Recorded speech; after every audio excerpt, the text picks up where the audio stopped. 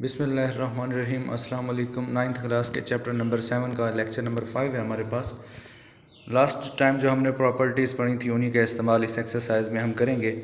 Exercise 7.3 का question number 1 का part 1 है 3x + 1 लेस दैन 5x - 4।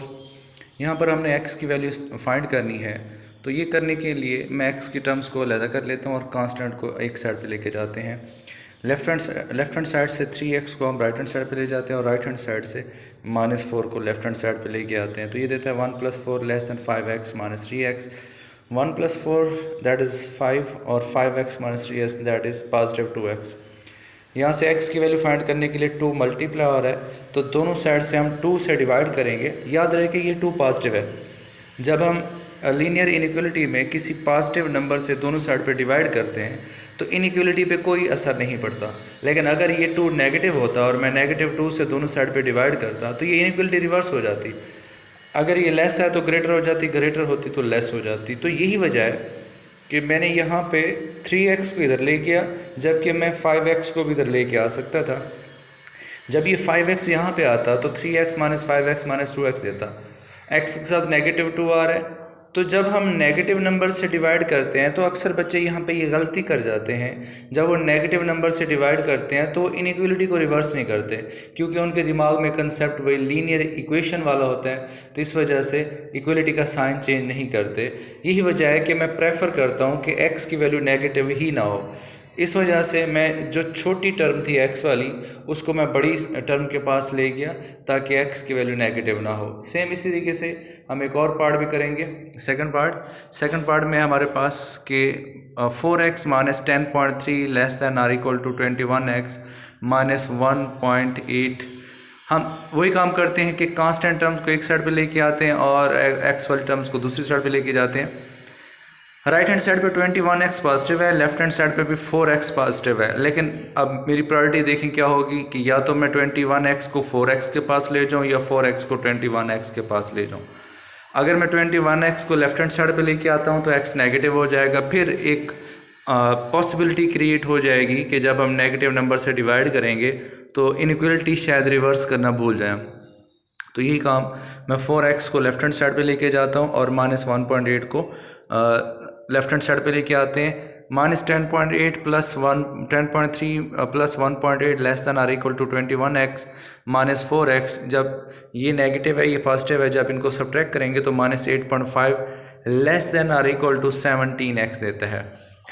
तो x के साथ जो वैल्यू आ रही है वो पॉजिटिव आ रही है। जब आप पॉजिटिव नंबर के साथ दोनों साइड पे डिवाइड करेंगे तो इनइक्वलिटी की सेहत पे कोई असर नहीं पड़ेगा। -8.5/17 that is less than or equal to x। इसको जब डिवाइड करते हैं तो -0.5 is less than or equal to x। यहाँ पर अगले स्टेप में मैं एक और थोड़ा सा इसका लिखने का अंदाज़ तब्दील कर देता हूँ। यहाँ पर ये वाली चीज़ -0.5 is less than or equal to x, ये इससे छोटा है। Left hand side right hand side से छोटी है। तो इसका मतलब क्या हुआ कि right hand side is greater than left hand side. तो इसको दूसरे अल्फाज से हम ये लिख सकते हैं कि x is greater than or equal to -0.5। Next third part है मेरे पास 4 - 1/2 into x that is greater than or equal to -7 + 1/4x। तो हम एक काम करते हैं कि फिर वही x वाले टर्म्स को एक साइड पे लेके जाते हैं और कांस्टेंट को एक साइड पे लेके जाते हैं। -7 इधर आके प्लस हो जाएगा और -1/2 इधर जाके प्लस हो जाएगा। 7 + 4 11 देता है आपको और राइट हैंड साइड का हम एलसीएम लेते हैं तो 4 आता है। तो देगा x + 2x/4 3x/4 is that is less than or equal to 11। तो ये 4 क्रॉस मल्टीप्लाई हो गया, दोनों साइड से हम +4 से मल्टीप्लाई करेंगे तो होगा क्या, जब हम एक पॉजिटिव नंबर से मल्टीप्लाई करेंगे तो इनइक्वलिटी पे कोई फ़र्क नहीं पड़ेगा, इनइक्वलिटी वैसे ही रहेगी। लेकिन अगर ये 4 नेगेटिव का होता है इनइक्वलिटी रिवर्स हो जाती। 44 is greater than or equal to 3x। तो अब 3 के साथ दोनों साइड पे हम डिवाइड करेंगे x की वैल्यू फाइंड करने के लिए। 3 क्योंकि पॉजिटिव है इनइक्वलिटी पे कोई फ़र्क नहीं पड़ेगा। 44/3 that is greater than equal to x। Left hand side is greater than or equal to right hand side, या फिर दूसरे अल्फाज में ये कह सकते हैं कि right hand side is less than the left hand side. तो इसको हम लिख सकते हैं x is less than or equal to 44/3। इसमें पार्ट 4 मैं मिस कर गया हूँ, आपकी असाइनमेंट है पार्ट 4 आप खुद करेंगे। मैं पार्ट 5 की तरफ आ रहा हूँ। पार्ट 5 में है कि 3x + 2/9 -2x+1/3 that is greater then -1। हम लेफ्ट हैंड साइड का एलसीएम लेते हैं तो वो 9 आता है। सिंप्लीफाई करेंगे तो ये देता है 3x+2 -3 times into 2x+1/9 that is greater then -1। यहाँ पे 9 डिवाइड हो रहा है, दूसरी साइड पे जाके जब मल्टीप्लाई होगा तो ये देगा। इनको ऊपर वाले को सिंप्लीफाई करें 3x+2 -6x माइनस जब अंदर मल्टीप्लाई होता है तो अंदर के साइन चेंज हो जाएंगे, -6x -3। ये 9 इधर जाके मल्टीप्लाई होगा। राइट हैंड साइड क्योंकि नेगेटिव थी तो ये 9 खुद पॉजिटिव है, लेकिन जब ये राइट हैंड साइड के साथ जाके मल्टीप्लाई होगा तो ये नेगेटिव हो जाएगा। -3x -1 greater than -9। ये -1 इधर जाके पॉजिटिव हो जाएगा, -9 + 1 तो -8 देता है।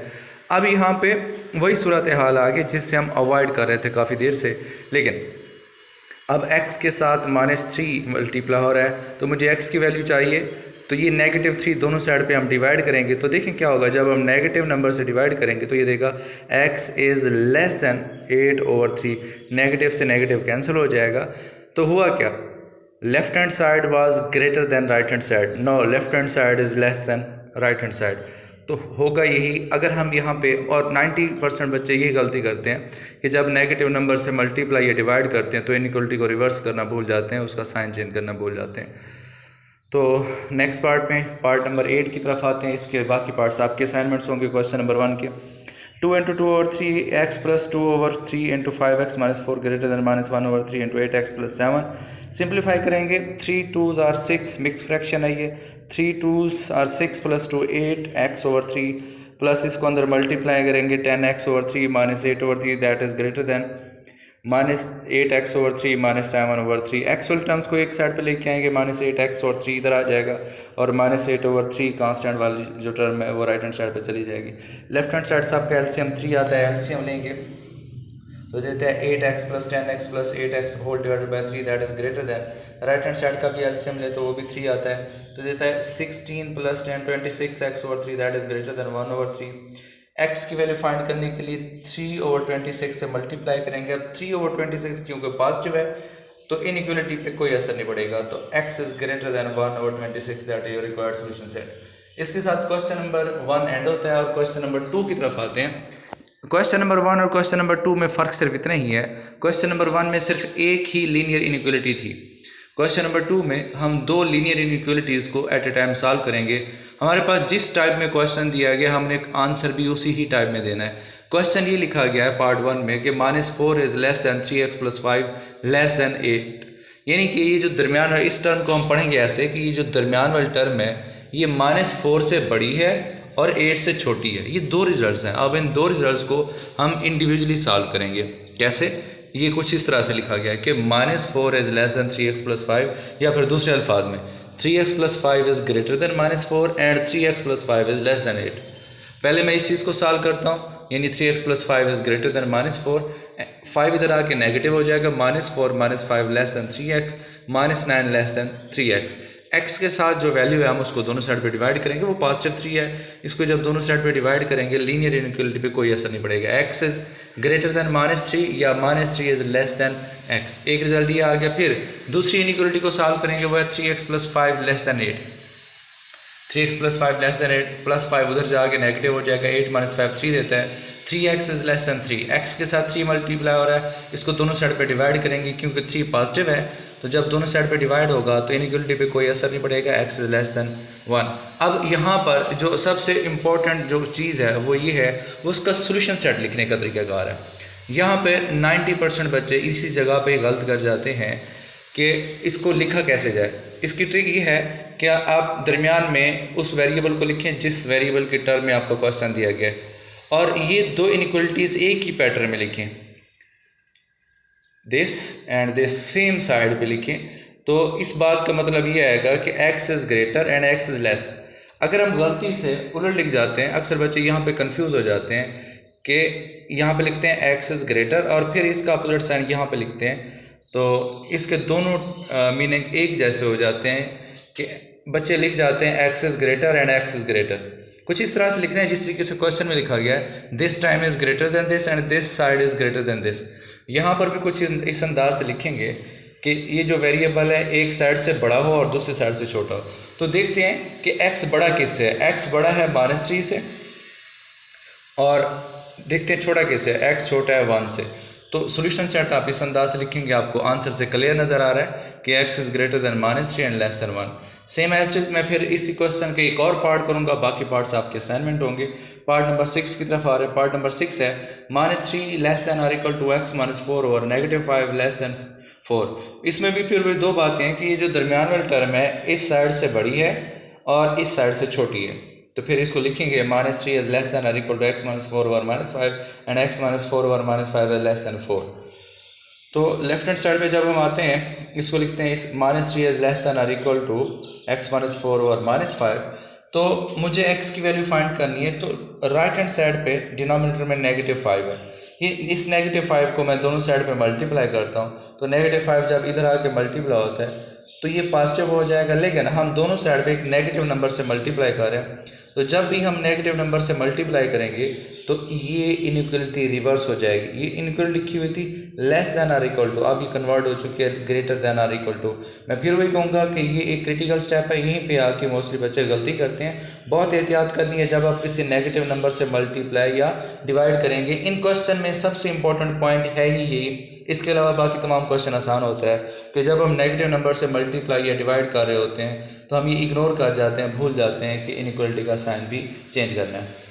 15 इज ग्रेटर देन और इक्वल टू x -4, ये नेगेटिव का 4 इधर आके पॉजिटिव हो जाएगा। 15 + 4 19 दैट इज ग्रेटर देन और इक्वल टू x। यहाँ पर एक और पॉइंट बता दूँ, क्योंकि हम ये बार बार जोर देते हैं कि नेगेटिव नंबर से जब भी मल्टीप्लाई या डिवाइड करेंगे तो इनइक्वलिटी चेंज हो जाएगी।